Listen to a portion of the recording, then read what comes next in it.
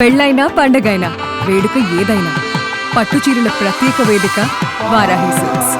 అహ్మదాబాద్లోని Narendra Modi stadium సాక్షిగా ఆదివారం జరగబోయే T20 ప్రపంచ కప్ 2026 తుది పోరులో భారత్ జయకేతనం ఎగరవేయడం ఖాయంగా కనిపిస్తోంది.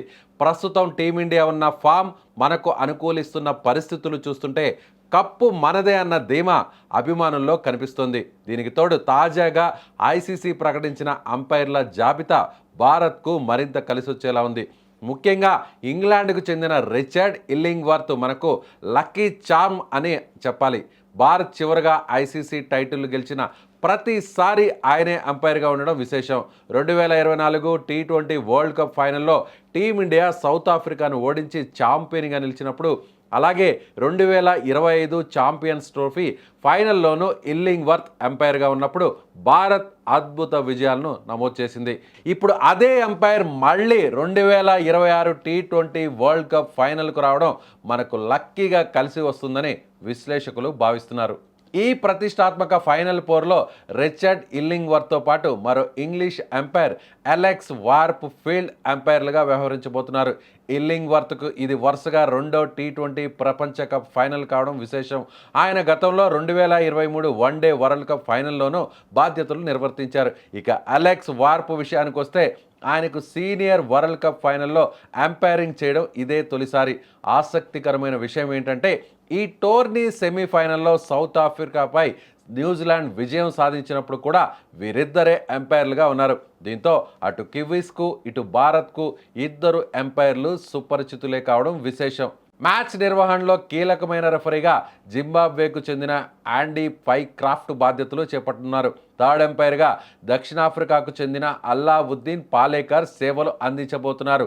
పాలేకర్ ఇప్పటికే ఈ టోర్నీలో 6 మ్యాచ్లను విజయవంతంగా పర్యవేక్షించి మంచి ఫామ్లో కొనసాగుతున్నాడు. ఇక ఫోర్త్ అంపైర్గా ఆడ్రియన్ హోల్స్టాక్ ఎంపికయ్యారు. ఈ నిపుణులైన అధికారుల సమక్షంలో ఆదివారం సాయంత్రం 7 గంటలకు ఫైనల్ పోరు ప్రారంభం కాబోతుంది. టీమిండియా సారథి సూర్యకుమార్ యాదవ్ తన దూకుడుతో జట్టును ముందుండి నడిపిస్తున్నాడు. వరుసగా రెండోసారి ప్రపంచ కప్ గెలిచి సొంత గడ్డపై ఈ ఘనత సాధించిన తొలి జట్టుగా చరిత్ర సృష్టించాలని భారత్ గట్టి పట్టుదలతో ఉంది. మరోవైపు మిచెల్ శాంట్నర్ నేతృత్వంలోని న్యూజిలాండ్ తమ మొదటి T20 టైటిల్ కోసం ఆరాటపడుతోంది.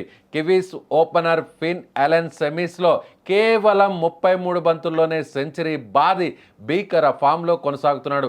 అయితే అహ్మదాబాద్ పిచ్ కండిషన్స్ మరియు మన అంపైర్ సెంటిమెంట్ చూస్తుంటే భారత్కే అవకాశాలు ఎక్కువగా ఉన్నాయని చెప్పవచ్చు. క్రికెట్ ప్రపంచం ఎదురు చూస్తున్న ఈ మహా సంగ్రామంలో విజేత ఎవరో తెలియాలంటే మనం కొన్ని గంటలు వేచి చూడాల్సిందే. మీరేమనుకుంటున్నారు? ఖచ్చితంగా ఇండియా మళ్ళీ తిరిగి ఫైనల్లో గెలిచి వరుసగా T20 వరల్డ్ కప్ను గెలిచి రికార్డు సాధిస్తుందని భావిస్తున్నారా? ఈ మ్యాచ్లో ఇండియా వైపు నుంచి స్టార్ ప్లేయర్ ఎవరు కాబోతున్నారు?